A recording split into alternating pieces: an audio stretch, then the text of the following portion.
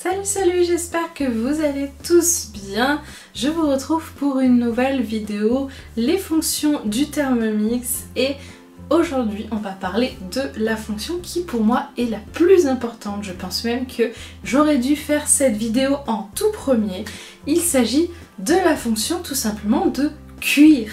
Alors à travers cette vidéo, je vais vous montrer comment le Thermomix vous permet de cuire vos différents aliments. Bien entendu. Je ne parlerai pas de la fonction vapeur qui a sa propre vidéo que je vous invite à aller regarder. Nous allons parler de la fonction cuire en général. Voilà. Donc par exemple, une fonction que je pourrais dire qui remplace la casserole. Voilà, donc c'est parti pour la fonction cuire avec Thermomix. Et on commence tout de suite avec la cuisson des patates douces. Donc j'ai dit que je ne montrerai pas de fonction vapeur. Bon là, les pommes de terre et patates douces se cuisent à la vapeur, mais je parlais surtout du Varoma parce que ce serait beaucoup trop long de parler de chaque chose qu'on peut cuire au Varoma. Donc pour cuire des pommes de terre ou des patates douces, c'est tout simple. On met de l'eau au fond du bol, on les met dans le petit panier cuisson et on lance la cuisson. Les patates douces sont vraiment onctueuses, moelleuses. Elles peuvent même être faites en purée. Vous pouvez les manger telles quelles, sans rien, sans crème, sans juste saler un petit peu. C'est un peu sucré la patate douce pour ceux qui connaissent pas. C'est vraiment très bon. Le chéri, lui, les a mangés avec un peu de crème. Ou vous pouvez aussi ajouter un peu de crème et les mixer en purée. Voilà. C'est une base, vraiment une base de cuisson. Après, vous en faites ce que vous voulez. Voilà, c'est tellement bien cuit que ça colle à la cuillère. Donc, les patates douces vapeur.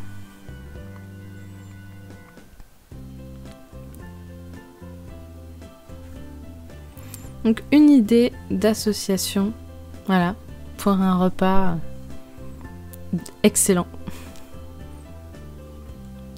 Donc ensuite, j'enchaîne directement avec les pommes de terre.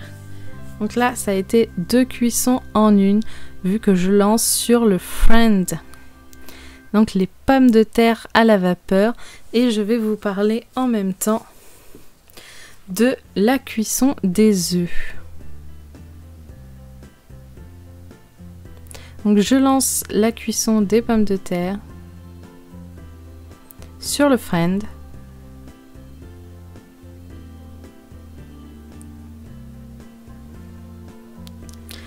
Pendant ce temps, je prépare la cuisson des œufs. Alors, vous avez dû voir sûrement dans ma vidéo la fonction TM6, la cuisson des œufs, que les œufs ne se cuisent pas correctement. Donc là, j'ai fait, pour vous dire, le temps de cuisson des œufs mollets. Et bien entendu, comme d'habitude, ils sont ressortis cuits durs. Voilà. Donc j'ai un peu de mal à comprendre comment ils voient leur cuisson. Alors j'ai relu en détail le descriptif, voilà, que vous allez voir là. Les œufs qui décrivent mollets. Voilà, donc là, œuf mi-cuit, pour moi c'est un œuf à la coque. Voilà, le blanc légèrement liquide et le jaune pas cuit. Blanc ferme et jaune liquide, pour moi ça c'est mollet. Blanc et pourtour jaune cuit, intérieur coulant, pour moi ça c'est presque un œuf dur et œuf dur. Non, œuf mi-dur et œuf dur. Donc voilà, donc ils ont vraiment la description de savoir de quelle cuisson vous voulez. Donc moi j'ai mis 12 minutes celui qui a été marqué œuf mollet, mais finalement dans l'œuf mollet ils font en sorte que le jaune soit à moitié cuit. Moi j'appelle pas ça un œuf mollet quand le jaune est à moitié cuit, surtout que c'est tellement chaud. Passer sous l'eau pour arrêter la cuisson, ça arrête pas bien la cuisson. Finalement, le temps de les refroidir et de les écaler, ben, ils sont durs. Voilà. Donc la prochaine fois, je ferai très attention à ce qui est marqué sur la description. Donc j'essaierai de les faire moins cuire pour avoir un jaune coulant et je les tremperai dans l'eau plutôt que de les passer sous l'eau froide. Voilà, les tremper dans l'eau froide, c'est mieux. Pendant ce temps, les pommes de terre sont cuites, donc j'avais mis un peu trop. Et il y en avait qui étaient un peu encore croquantes légèrement. Bon, il aurait fallu mettre 2-3 minutes de plus. Voilà, il aurait fallu mettre 20 minutes au lieu de 17 minutes. Mais vous voyez, en un peu moins de 20 minutes, vous avez des patates douces cuites, vapeur, parfaitement bien, et des pommes de terre cuites parfaitement. Donc là, pareil, après, soit vous les mangez telles quelles, soit après, vous pouvez en faire en purée également. C'est vraiment une cuisson de base. Après, c'est à vous de vraiment faire ce que vous voulez avec vos pommes de terre. Donc vous voyez les œufs, voilà, j'avais lancé la cuisson œuf mollet, donc blanc cuit, extérieur du jaune cuit, intérieur du jaune mou. Bon finalement c'était bien cuit dur quasiment, vous voyez, enfin moi j'appelle pas ça mollet, hein.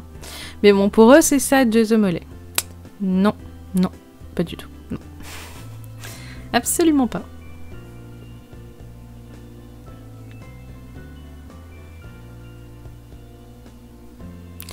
La fonction la plus utilisée, je pense, pour moi, c'est la cuisson du riz basmati avec le mode rice cooker, donc le mode cuisson du riz. On traduit en français, ça donne cuisson du riz, rice cooker, qui est vraiment pour moi super bien.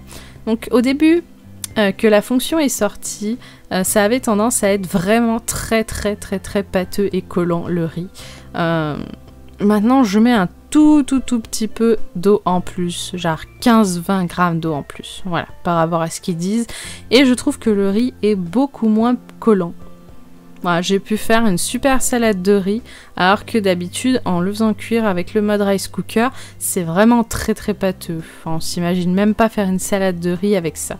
Mais maintenant, voilà, je maîtrise assez bien la fonction rice cooker, et je m'en sers très souvent pour cuire le riz, ce qui est beaucoup plus simple qu'à la casserole, parce qu'on n'a pas à mélanger, remuer, surveiller. Là, voilà, c'est le bol qui fait tout, qui mélange, qui cuit, qui, voilà, le temps de cuisson, la température est bien maîtrisée, donc là pareil, c'est automatiquement quand est-ce qu'il faut arrêter. Voilà, c'est tout un mode automatique qui détecte quand le riz est cuit, il s'arrête tout seul. Et bien sûr, plutôt que de mettre le panier dessus pour éviter les projections, j'aime bien mettre le nouveau couvercle du TM6 qui est justement un couvercle anti-projection fait exprès. Voilà. Non, j'aime bien. J'aime bien cette fonction de cuisson du riz. Donc bien sûr, vous pouvez aussi avoir la recette de cuisson du riz avec le TM5 si vous avez un vieux modèle de Thermomix. Ce ne sera pas un mode automatique comme ça, mais ça cuit aussi très bien. Et comme cette fonction aussi, ça a tendance à faire le riz un peu pâteux. Donc n'hésitez pas à mettre un tout petit peu plus d'eau si vous l'aimez pas trop pâteux, quitte à égoutter après, s'il faut. Voilà, donc après c'est pareil que tout, hein, votre riz, vous en faites ce que vous voulez. Vous pouvez le manger tel quel avec de la sauce, le faire sauter à la poêle avec des légumes, le faire en gratin. Bon, voilà, oui, un gratin de riz ça se fait, après on pré-cuit pas en général quand on fait un gratin. Mais moi j'ai choisi de faire une super salade de riz, voilà.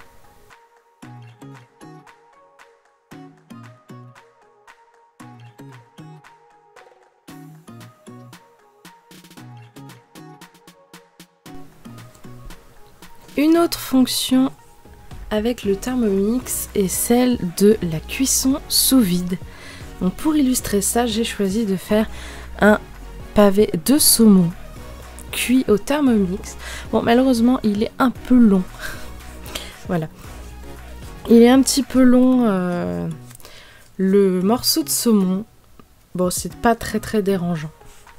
Le plus important, quand vous faites cuire quelque chose sous vide, c'est de faire en sorte que l'eau dépasse votre aliment. Il faut absolument que ça trempe entièrement dans l'eau. Donc ça, la cuisson sous vide, vous ne pouvez le faire bien sûr qu'avec le TM6, donc la dernière version du Thermomix avec les plus anciens, ça n'est pas disponible. Donc on commence d'abord par mettre la bonne quantité d'eau, du jus de citron. Me demandez pas vraiment pourquoi, je ne suis pas d'accord avec leur principe. Apparemment c'est pour éviter l'oxydation des lames en inox. Bon, pour moi l'inox ça ne s'oxyde pas, mais bon tant pis. Écoutez, ils veulent du jus de citron, je leur mets du jus de citron. Une fois que l'eau est bien chaude, on fait attention surtout de ne pas se brûler.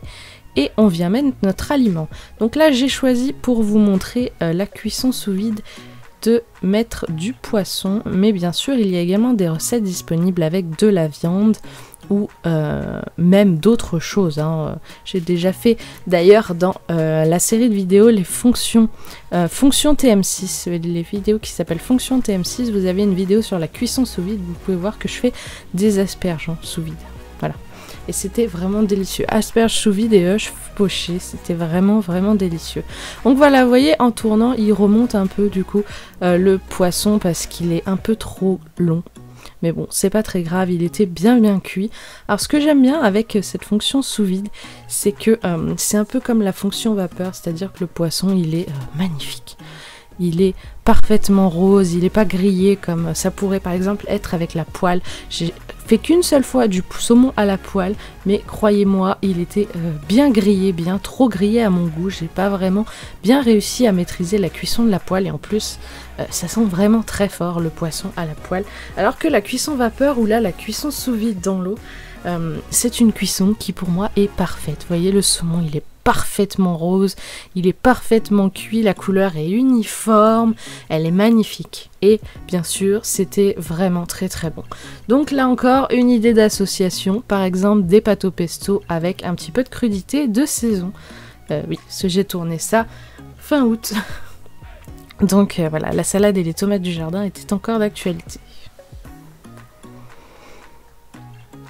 Et pour terminer cette vidéo, la cuisson, bien sûr, la deuxième cuisson que j'utilise le plus après le riz, c'est bien sûr les pâtes. Qui n'a jamais rêvé d'arrêter de remuer les pâtes? Ah, ça, je pense qu'il y en a que vous êtes beaucoup derrière votre écran à vous être dit un jour dans votre vie, oh là là, il faut encore cuire des pâtes, il faut encore que je surveille, que je remue, que je mélange, que... Eh ben, ne vous en faites pas, Thermomix est là pour vous. Il fait tout, il surveille et il mélange. Voilà. Tout est prêt. Là, je fais chauffer juste de l'eau avec un cube. Normalement, il faut mettre du sel, mais de temps en temps, j'aime bien mettre un cube. Ensuite, on vient mettre les pâtes. On lance la cuisson par rapport au temps indiqué sur le paquet. Et c'est parti. Thermomix s'occupe de tout. Bon, personnellement, la prochaine fois, il faudra que je pense à mettre un tout petit peu moins d'eau parce que 1,2 litre ou 1,2 kg, c'était un peu trop. Ça déborde un peu sur le couvercle. Heureusement qu'il est fait pour ça. Mais du coup, c'est, je trouve, un peu trop. Donc après, vos pâtes, ben, c'est comme le riz. Vous en faites ce que vous voulez. Hein, une salade de pâtes, des pâtes à la sauce tomate, des pâtes bolognaises, carbonara. Moi, j'ai choisi d'en faire un gratin de pâtes. Et pour une fois, j'ai essayé le gratin de pâtes au saumon, donc avec crème et aneth bien entendu, et croyez-moi, c'était vraiment un régal. J'ai jamais mangé de gratin de pâtes aussi bon de toute ma vie. C'est une vraie découverte, donc grâce à du saumon cuit à la vapeur cette fois, hein, bien sûr, parce que j'en avais plus du sous-vide, hein. J'ai utilisé le dernier juste quelques jours avant pour vous filmer le sous-vide avec le poisson. Donc j'ai hésité entre crème liquide et crème épaisse, vous voyez que j'avais sorti les deux, mais finalement j'ai choisi la crème épaisse qui se marie parfaitement bien avec les gratins. Je mets un petit peu d'aneth, donc oui, c'est l'aneth sauvage que je récolte dans le jardin de ma grand-mère. Vous avez peut-être pu le voir dans des vlogs. Voilà, les vlogs surtout sur la récolte du jardin.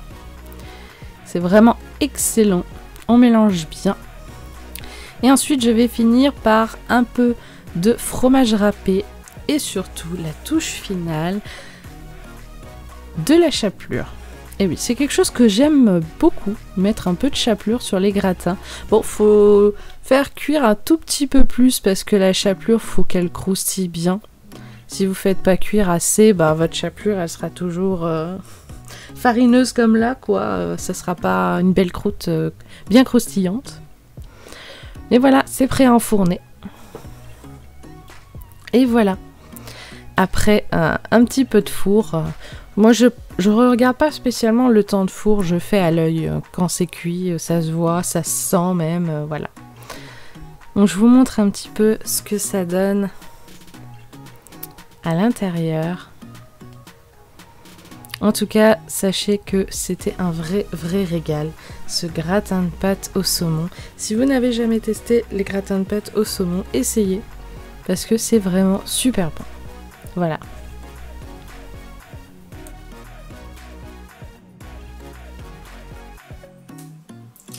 Voilà, cette vidéo est terminée. J'espère qu'elle vous a plu, qu'elle vous a appris des choses que vous ne saviez pas à propos du Thermomix. N'hésitez pas, si vous découvrez ma chaîne, à vous abonner pour ne rater aucune autre vidéo. N'hésitez pas à aller aussi sur la chaîne car il y a énormément de choses et de contenu à découvrir. Je vous invite également à poster un petit commentaire et mettre un j'aime pour soutenir la chaîne et l'aider à bien grandir et à se développer. Je vous dis à très bientôt pour une autre vidéo. J'espère en tout cas que votre rentrée à tous petits et grands s'est bien passée. J'espère que ce mois de septembre annoncera l'automne qu'on attend tant, qu'on a hâte de voir. Je vous dis à très bientôt.